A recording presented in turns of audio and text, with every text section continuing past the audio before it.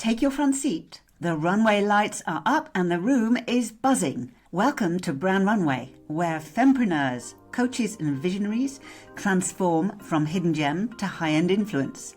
I'm Jenny Parker-Brown, your front row guide to creating your own unforgettable brand presence. Each episode delivers the exact tools and brand direction to make you shine. From magnetic messaging to client attraction systems that feel as natural and delicious as a designer jacket. Whether I'm sharing backstage insights from my own journey or featuring conversations with brilliant innovators, you'll leave knowing exactly how to showcase your unique brilliance to attract your ideal customers. Because a luxury level brand presence shouldn't be exclusive. It should be accessible to every helping professional ready to step into your spotlight. Ladies, you've come to the right place. It's your time. And the champagne's on me.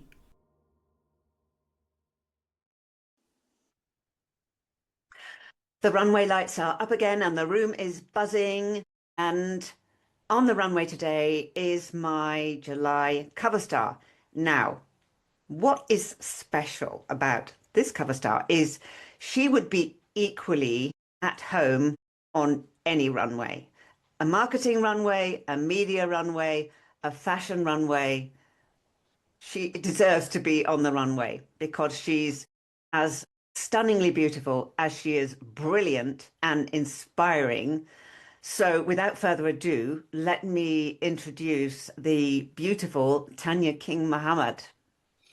Thank you so much for having me. It's a pleasure to be here. I am Dr. Tania King-Mohammad, and I'm so excited about this conversation, Jenny. You know, ever since our paths crossed, we've just been speaking about lots of exciting things, lots of things that are coming up in your world that I'm excited about. I am the high ticket sales queen, the high ticket sales strategist, but I used to be a doctor.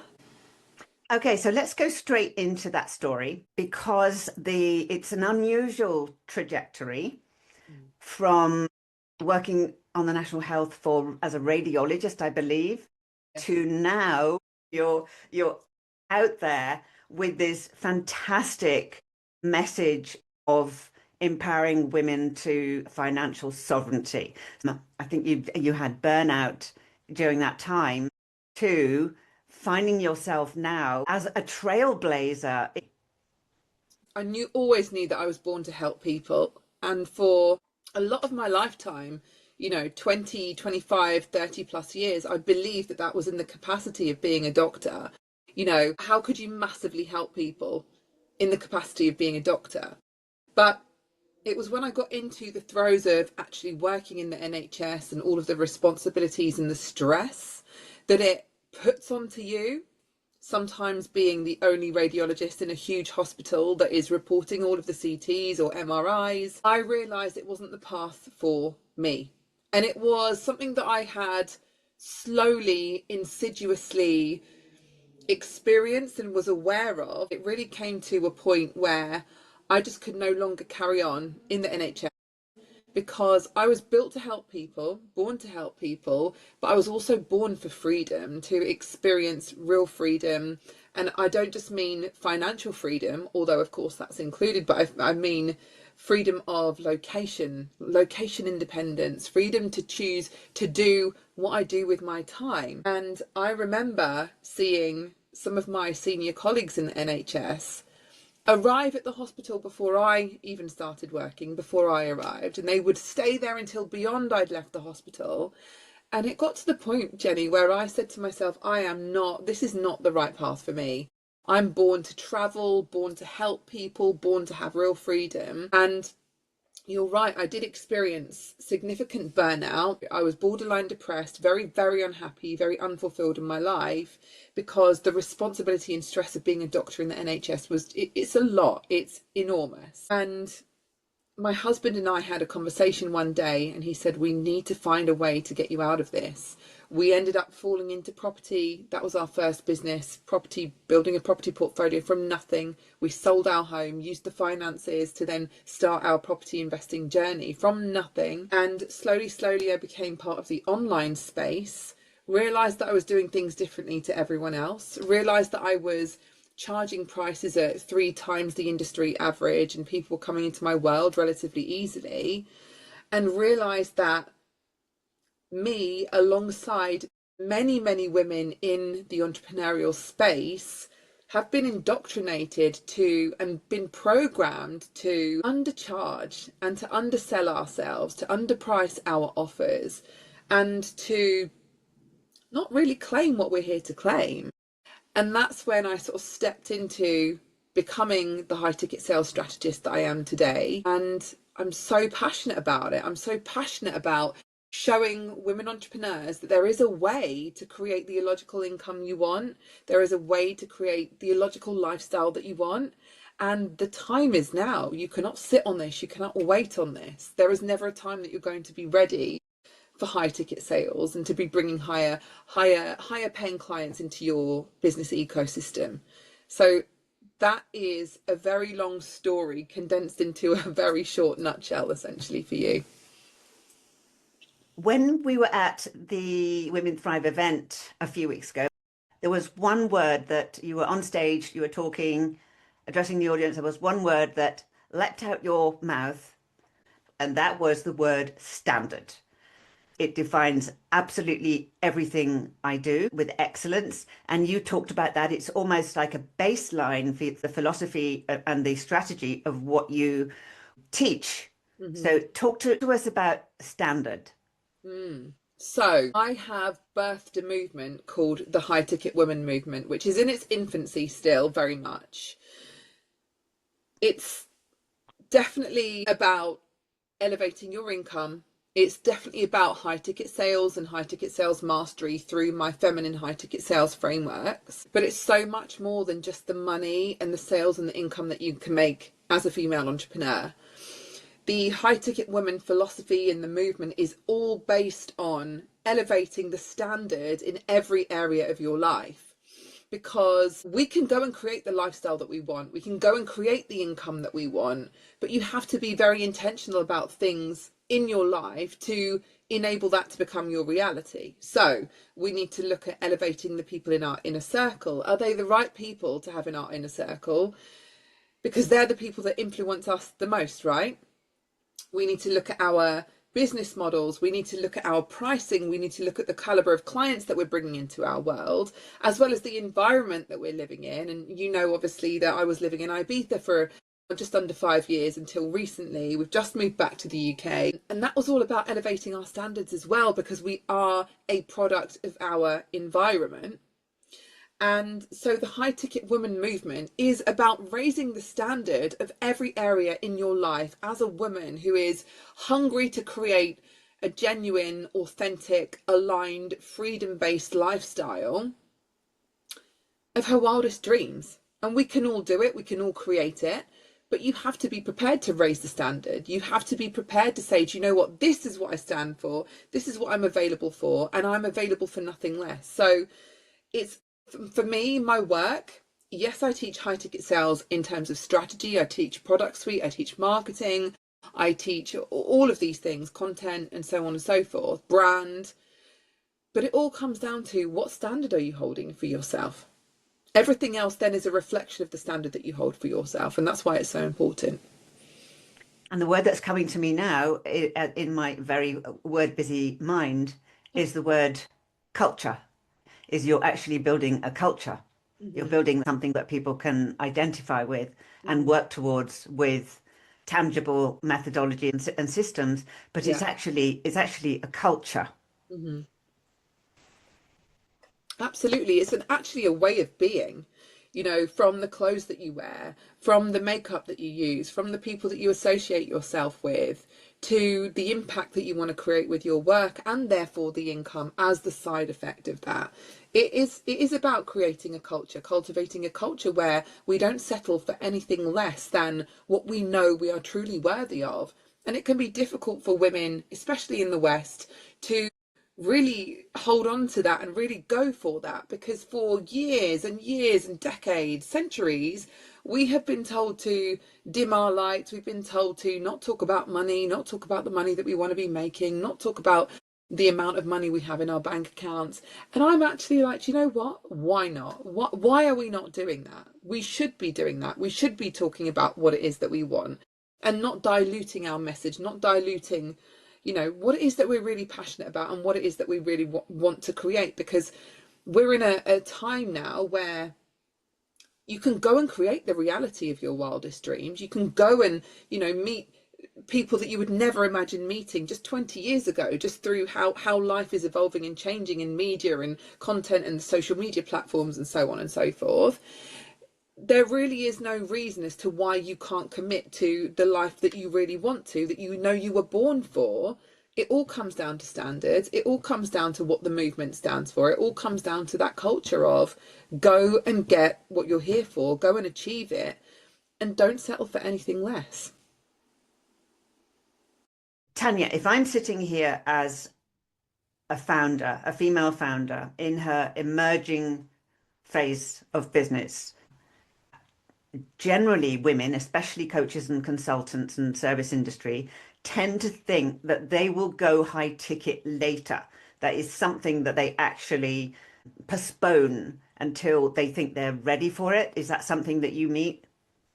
Absolutely, without a doubt, absolutely. And it's because it's what lots of the quote unquote gurus push, start low ticket, start lower price, and then earn your way up that ladder to be able to charge more. And I was doing exactly that when I first started out, but I became aware quickly enough that actually that's not how I wanted to do things, and I could do things differently.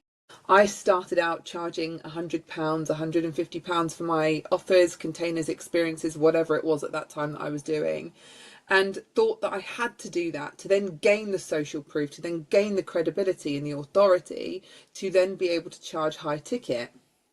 You don't need to do low ticket to then be able to earn your way into high ticket. You can go and brand yourself and position yourself as the authority who charges high ticket for what it is that you want.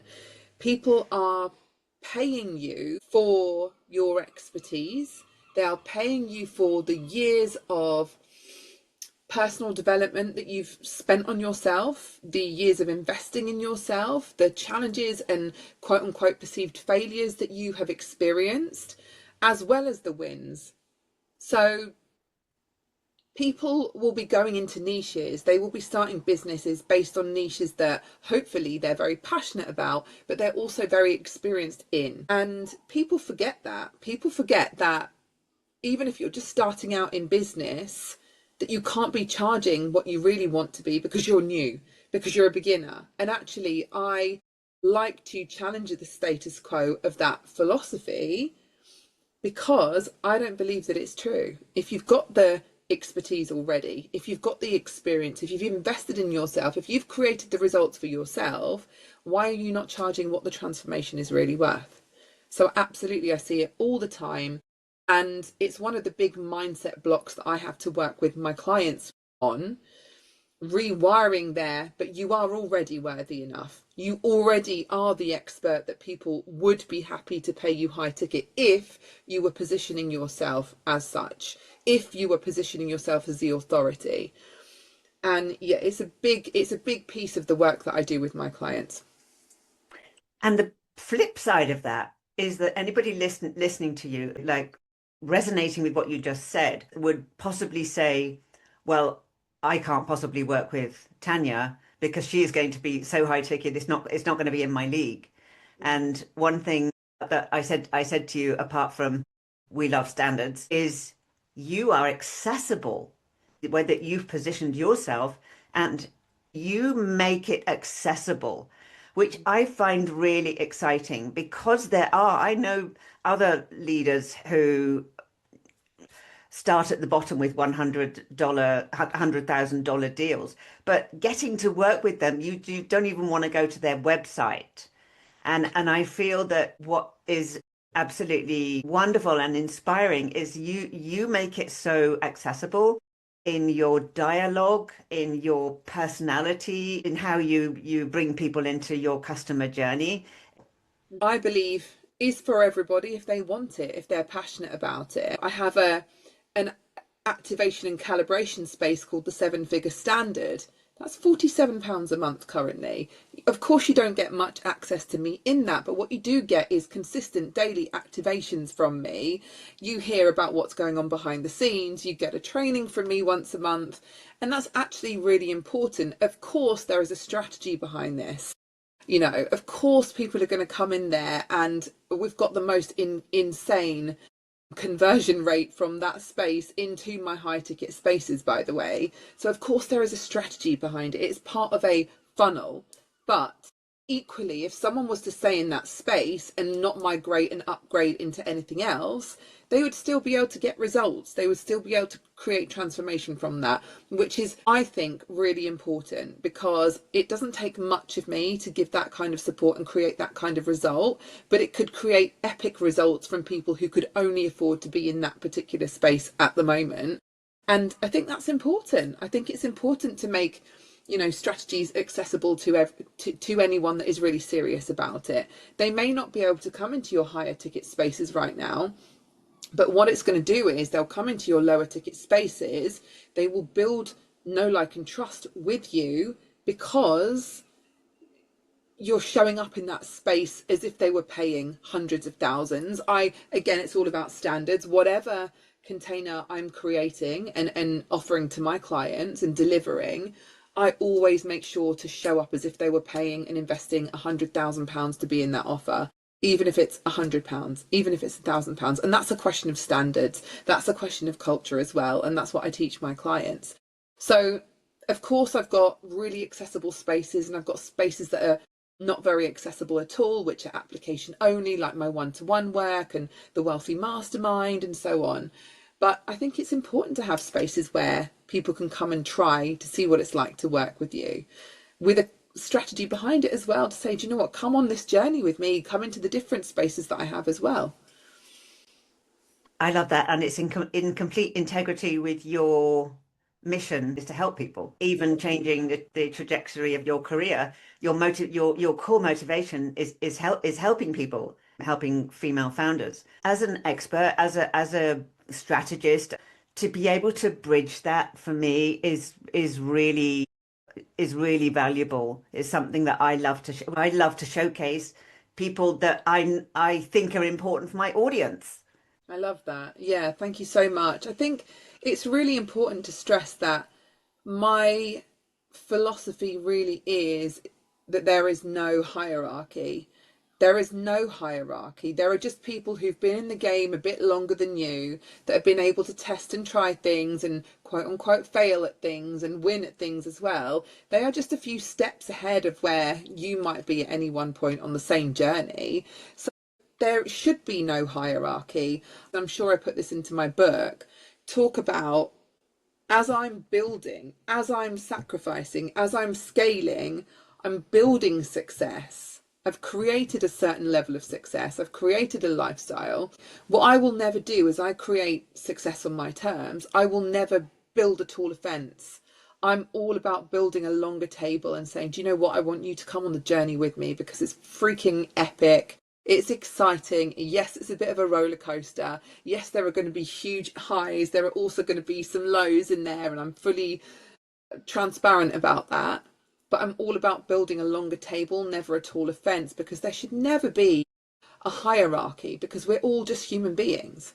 And, you know, I think my parents did a really good job bringing me up with this mindset of just treating everyone as equal, no matter whether you're the top dog in the hospital or the top dog in corporate, or whether you're one of the cleaners or the janitors.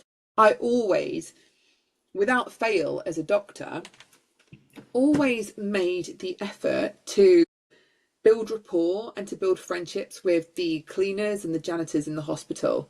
You know, on night shifts, it's just you sat there in front of the computer reporting scans with the cleaners, you know, coming in, doing their jobs and cleaning and so on. They've got just as an important job to ensure that the hospital's hygienic, to ensure that the hospital is clean, as I do to make sure that I'm reporting patients, I was going to say clients, they're not clients, they're patients scans to give them a diagnosis. Everyone's got an important role to play in this ecosystem. There should be no hierarchy. And I'm very much about just walking shoulder to shoulder with my people, with my audience, with my clients. I think that there are some people out there that are potentially faking that a little bit, but with me, it's so genuine. It's so part of who I am. I just want to take you along with me because I want to see you succeed too. I want to see you have the success. I want to see you buy the house for your parents. I want to see you put your kids into private school. Whatever it is that you want, I want to see you do that. And so it's important to me to take everyone along with me if they're willing and build that longer table and say, look, we're walking shoulder to shoulder. I may be a few steps ahead and I'm going to do my damnedest to make sure that you have the best support, to make sure that you're taking the right action. And that's everything that I'm about. Everything that I'm about. No hierarchy, walking shoulder to shoulder and building that massive table for everyone to come and take a pew at. That was a lovely, lovely metaphor, and it says everything about you.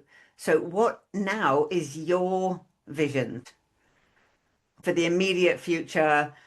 What's your vision to scale, to reach more people? This keeps coming up again and again and again. It's just like the universe signaling to me saying, Tanya, you need to pull your finger out and do some work now.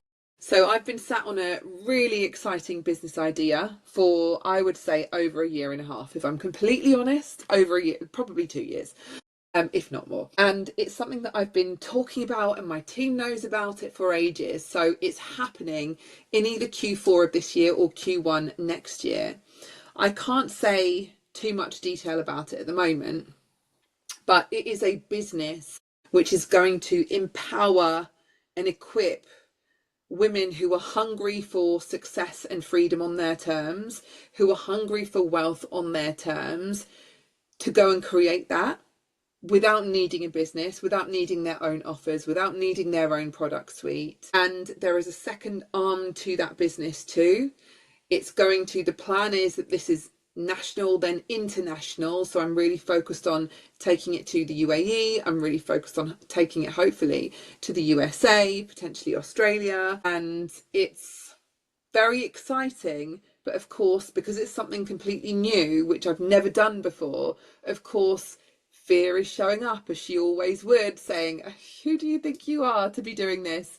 Are you sure you could do this? And so that's at the stage that I'm kind of pushing through at the moment, just saying, do you know what, fear?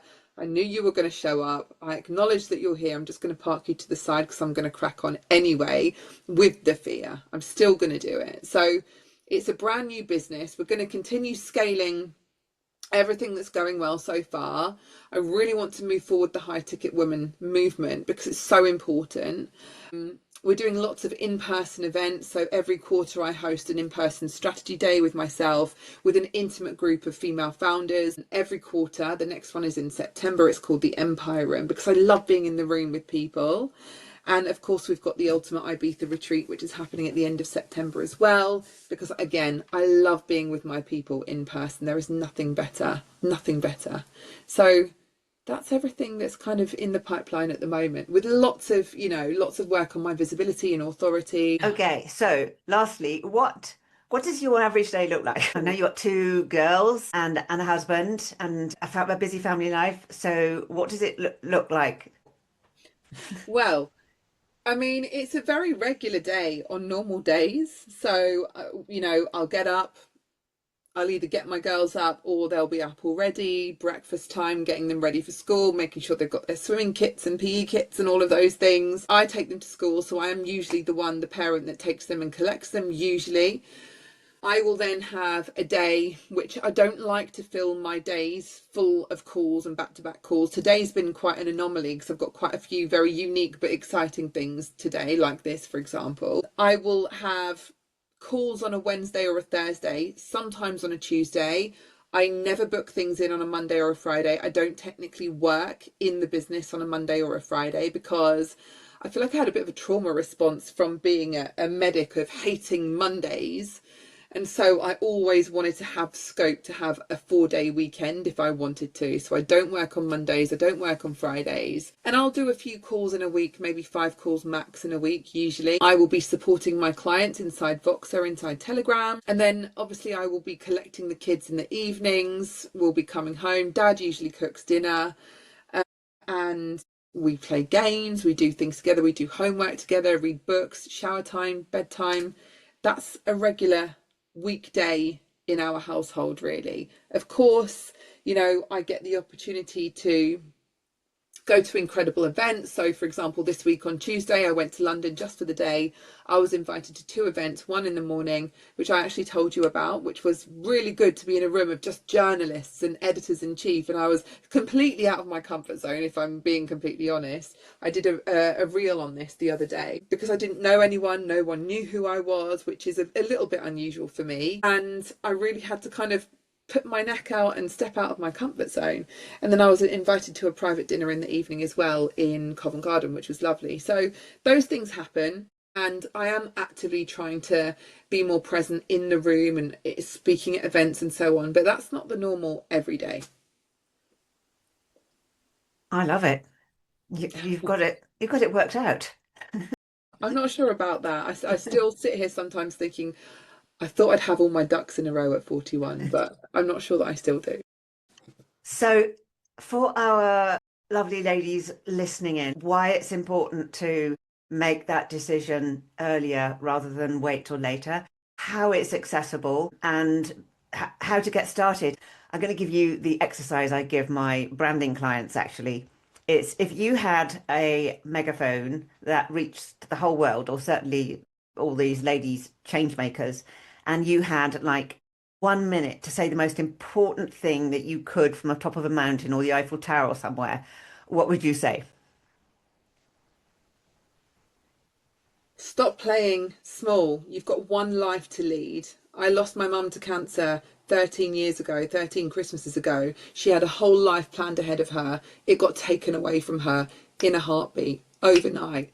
Don't let the same thing happen to you. Don't plan your dreams for the future. Don't say that you're going to do this one day. Go and do it now. Take the bull by the horns. Take action. If you're not happy with your life, go and do something about it, but do something about it today, now. Don't wait until next week. I cannot stress how important this is because this is a one-time gig. We do not get a rehearsal. That Boom. has to be it. It goes with everything. It goes with high ticket sales. It goes with how your business looks. It goes with how your relationships are going, who you accept in your inner circle, where you live, the job that you have. It relates to everything.